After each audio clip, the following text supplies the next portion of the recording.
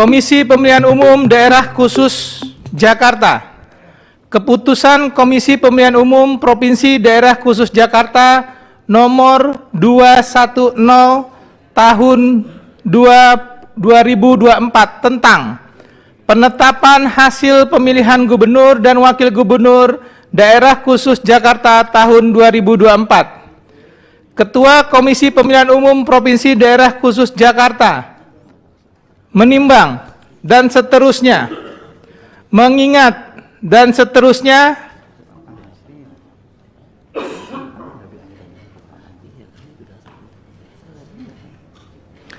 memutuskan, menetapkan keputusan Komisi Pemilihan Umum Provinsi Daerah Khusus Jakarta tentang penetapan hasil pemilihan gubernur dan wakil gubernur Provinsi Daerah Khusus Jakarta tahun 2024. Kesatu, penetapan hasil pemilihan gubernur dan wakil gubernur Daerah Khusus Jakarta tahun 2024 berdasarkan hasil rapat pleno rekapitulasi penghitungan perolehan suara tertuang dalam formulir model D hasil Prof KWK Gubernur sebagaimana tercantum dalam lampiran keputusan yang merupakan bagian tidak terpisahkan dari keputusan ini.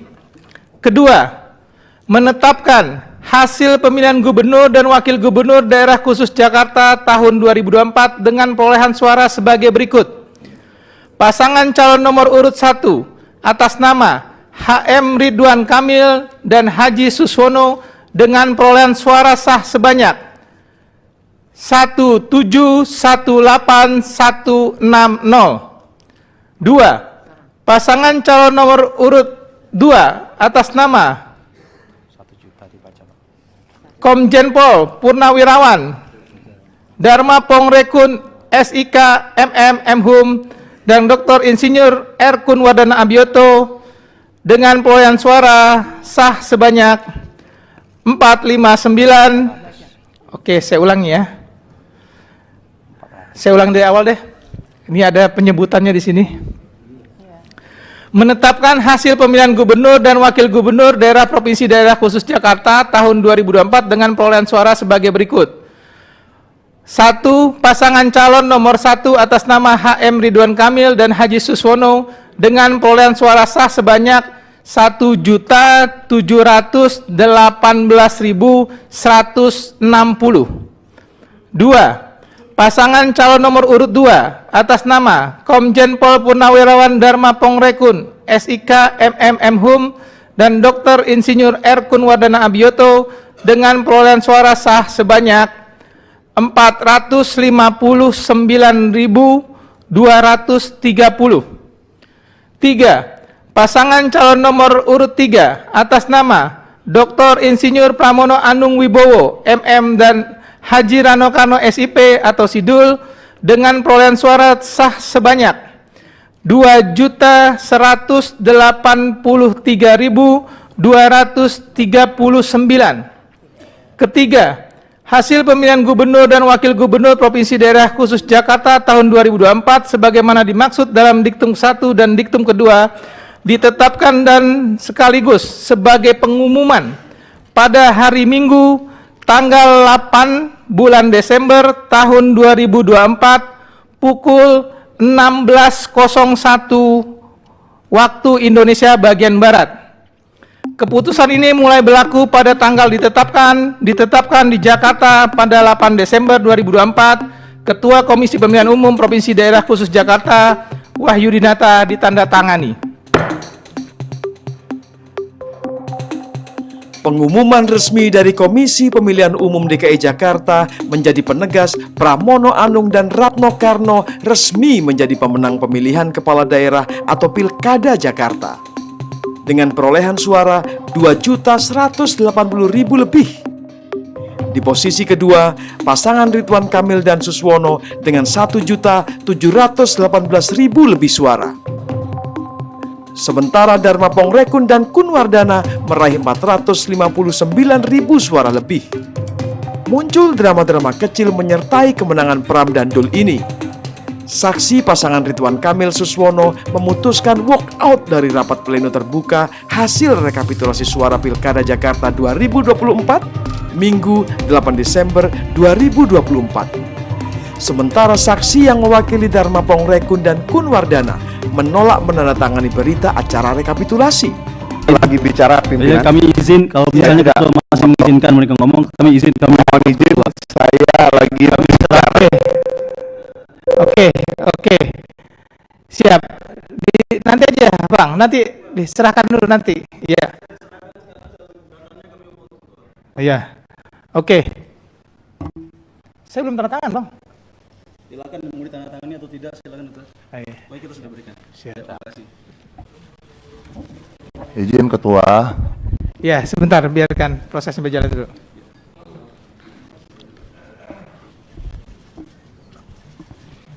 Saya persilakan 03 dulu ya untuk menyampaikan. Jadi jangan diselak dulu. Iya. Silakan.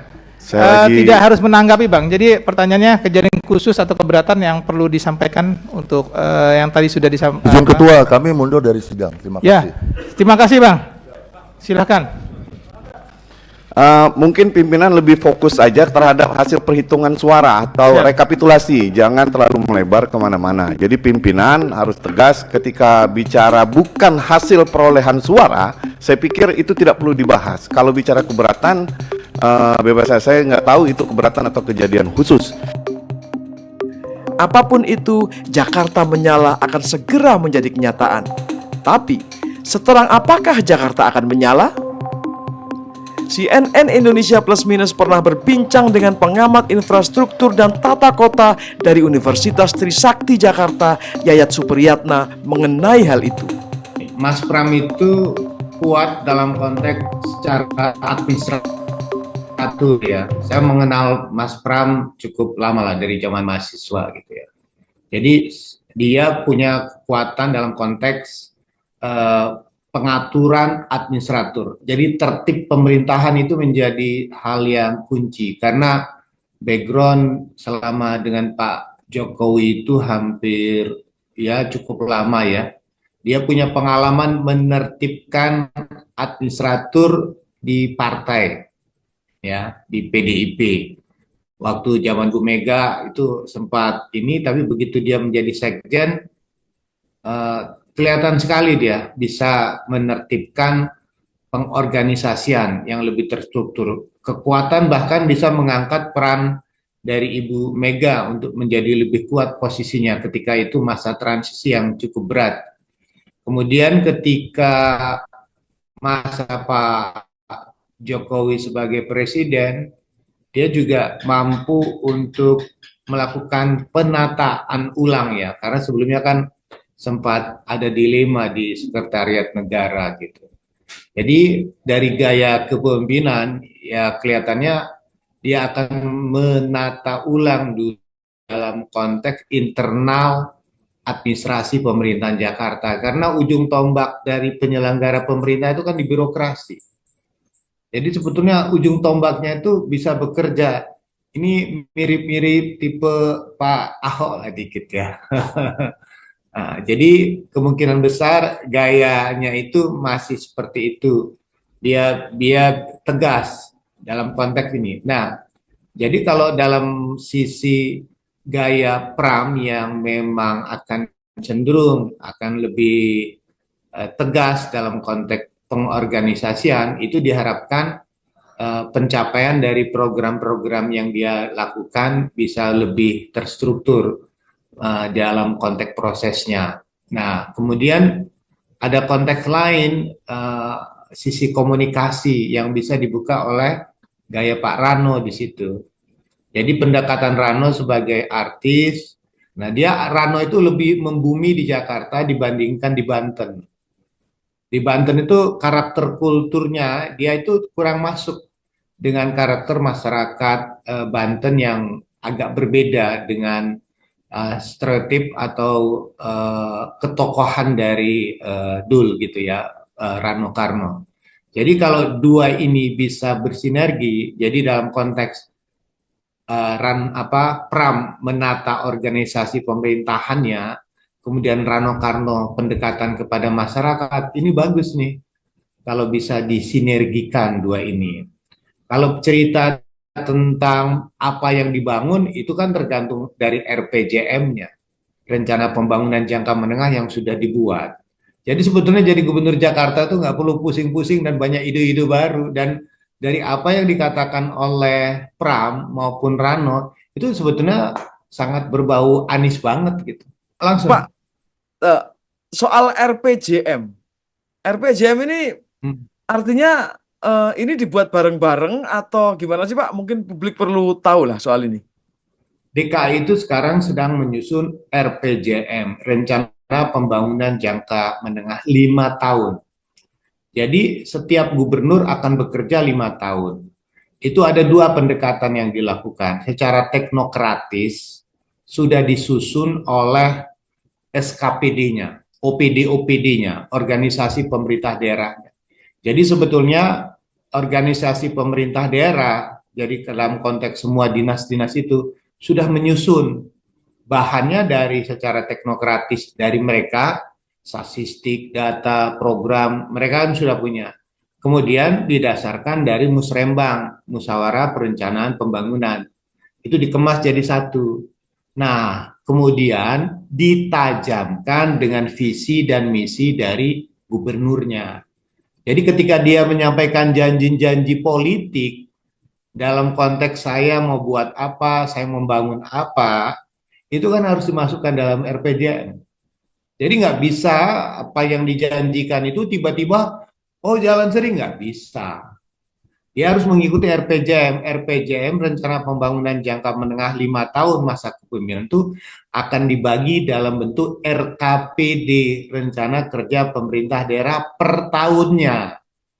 Jadi kalau saya 5 tahun jadi gubernur, dalam 5 tahun pencapaian saya, misalnya untuk mengentaskan persoalan kawasan kumuh.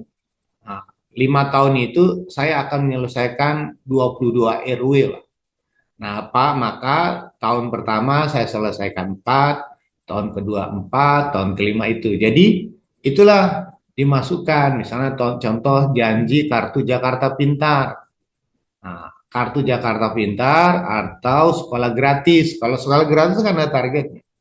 Apa yang diselesaikan atau peningkatan misalnya pengentasan kemiskinan. Jadi dia ya, atau misalnya menambah koridor dulu kalau misalnya zaman Pak Anies trotoar itu harus ditargetkan sekian puluh kilometer dibangun selama 5 tahun.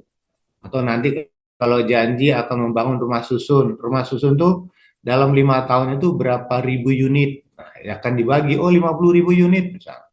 Per tahunnya 10.000, 10.000, 10.000, 10.000. Jadi visi misi atau janji dia dalam kampanye itu tinggal diinsert di dalam RPJM.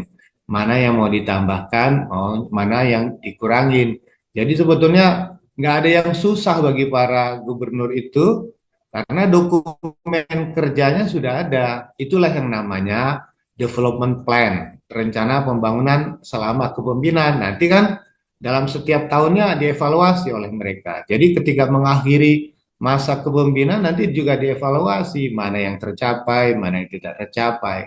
Nah, dalam proses itu di situ terlihat sejauh mana kepemimpinan itu mampu tidak mendorong pencapaian target-target itu. Percuma nyusun target bagus, anggaran bagus, kalau birokratnya lemot.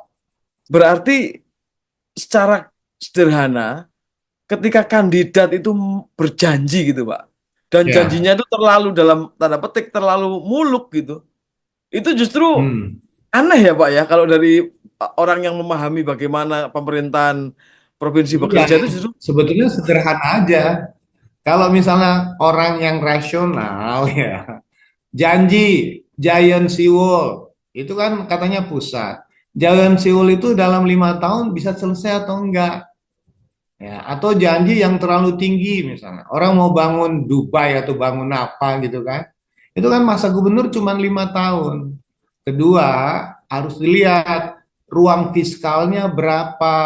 Atau misalnya terlalu banyak janji, itu kan selama kampanye banyak orang mengatakan bantu, bantu, bantu, bantu, bantu. Terlalu banyak kata bantu itu kan. Pertanyaannya berapa besar kemampuan Jakarta? Karena dulu kita sudah hampir mengeluarkan 17 sampai 18 triliun untuk bantuan sosial. Kalau dipakai itu semua, kita nggak punya lagi bantuan untuk modal pembangunannya. Jadi kalau orang menjanjikan yang muluk-muluk, kemudian tidak mengaca kepada praktek yang dijalankan selama ini, udah ketahuan tuh mana yang bohong, mana yang tidak mungkin, mana yang JJS, ya kan? Mana yang sekedar lip service saja, udah ketahuan lah. Apalagi nanti ada calon-calon yang terlalu banyak banyak mimpi-mimpi atau terlalu yang tidak realistis. Sebenarnya sederhana aja. Jadi kadang-kadang dalam konteks pilkada itu tinggi gunung seribu janji, lain di bibir, lain di hati. Ya, Itu iya, iya. praktek yang sederhana itu. Kalau kita udah tahu lah mana yang Ya, realistis, mana itu. Makanya pertanyaannya kenapa banjir tidak selesai-selesai? Karena ketahuan kemampuan kita cuma berapa, bisa nggak menyelesaikan selama 5 tahun kadang-kadang. Gitu. Pak, sebentar, Pak. Oke, tapi kalau kita ngomong agak ke atas sedikit, Pak, helikopter view. Hmm. Sebenarnya apa sih yang paling urgent yang harus diselesaikan setidaknya dalam waktu ya 1 tahun pertama lah. Urgent dan harus ini harus selesai di tahun pertama. Menurut Bapak? Sebetulnya dalam konteks tahun tuh nggak ada yang bisa untuk merubah Jakarta. Struktur itu udah membentuk. Sebetulnya yang harus dibenahi di Jakarta itu adalah peningkatan kapasitas sumber daya manusianya. Jakarta ini terlalu banyak diberikan bantuan, tapi nggak pernah berubah. Masyarakatnya itu terlalu mudah untuk menerima janji, menerima bantuan, tapi dari begitu besarnya bantuan yang diberikan, tidak ada hal yang signifikan yang bisa merubah karakter maupun kultur orang Jakarta. Sebetulnya kalau mau sederhana ya, misalnya contoh ya yang paling cepat, buatlah peraturan daerah tentang apa? Syarat menjadi warga Jakarta harus minimal KTP-nya pendidikan SMA. Oh, itu nendang banget. Jakarta ini bagi seorang gubernur itu kalau dia mau ya, tidak ada yang jangka pendek, tidak ada yang instan.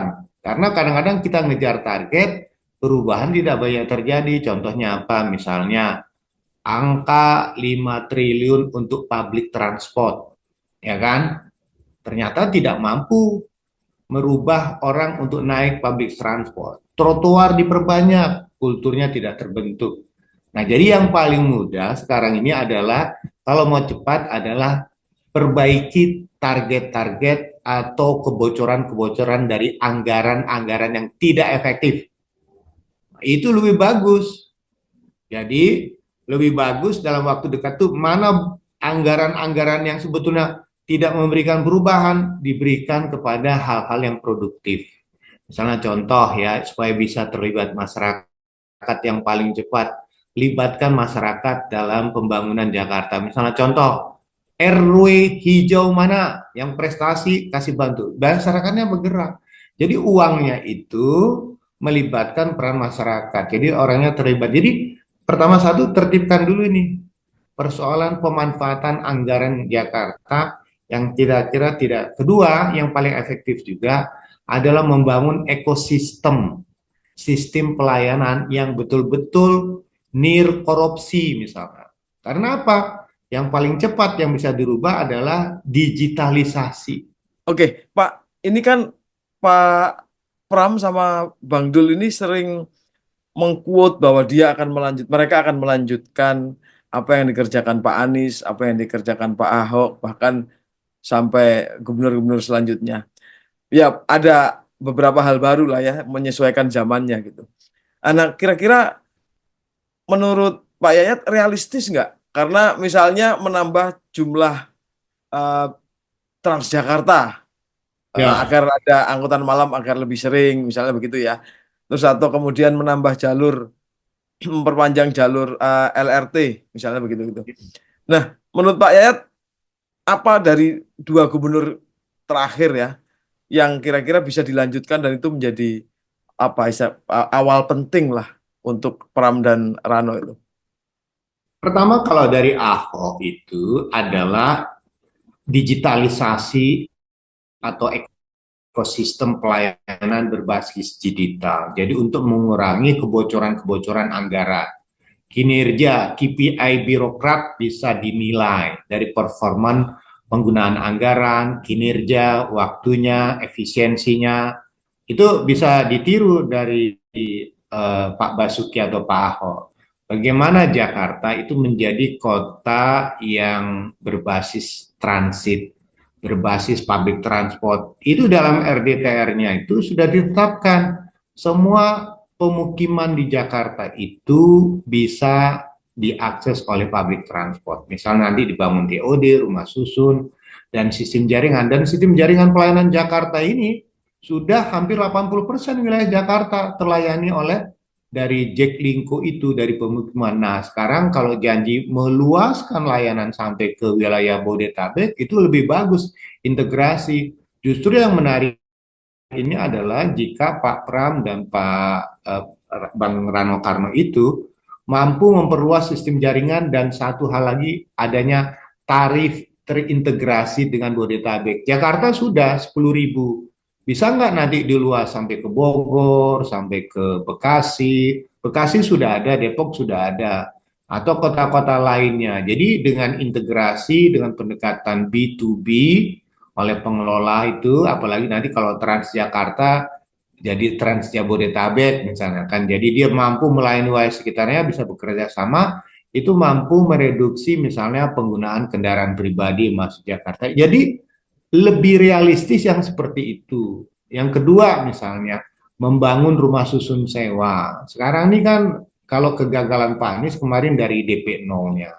Sekarang bagaimana misalnya program-program rumah susun sewa itu bisa lebih terjangkau, karena sekarang ini banyak orang yang mungkin dalam konteks butuh agak romusa ya, rombongan muka susah ya. Nah itu misalnya dipindahkan ke rumah susun, nggak punya pekerjaan, mereka dari kawasan kumuh dipindahkan, begitu nggak mampu bayar, balik lagi dia ke tempat asalnya. Jadi banyak program di Jakarta tuh yang gatot kocir, gagal total kocar kacir, yaitu ketika orang yang direlokasi itu kembali ke tempat asalnya. Jadi misalnya melecehkan kasus-kasus seperti Kampung Bayam, ya kan, penata misalnya Pelumpang, atau belajar dari masalah kampung akuarium, ya kan, itu lebih realistis. Jadi sekarang menurut saya alangkah bagusnya yang paling mudah kalau mau dibangun adalah rumah susun sewa yang terjangkau, ya kan, kemudian ada pengembangan ekonominya supaya mereka mampu tinggal dan membayar sewanya karena ada anggota keluarga yang bekerja untuk membayar sewa. Yang membumi lah. Memberikan kayaknya dua kandidat ya yang memberikan insentif ke RT RW kalau saya nggak salah itu. Nah, ini kan saya tidak tahu ya apakah dalam rangkaian jangka menengah tadi, pembangunan jangka menengah itu hal-hal semacam ini kan mengeluarkan lagi eh, dana untuk masyarakat gitu. Nah, ini apakah masuk akal hal-hal kayak gini nih, Pak? Pertama janji waktu kampanye memang menarik, 1 miliar setahun, kemudian berapa juta tuh. Yang paling berat nanti dari pemberian anggaran itu adalah dalam konteks pengawasannya dan pemanfaatannya. Banyak RT RW itu kerjanya tuh sporadis, administratif. Bayangkan aja sekarang RT RW Jakarta itu ya, dia mengelola dana operasional 2 juta.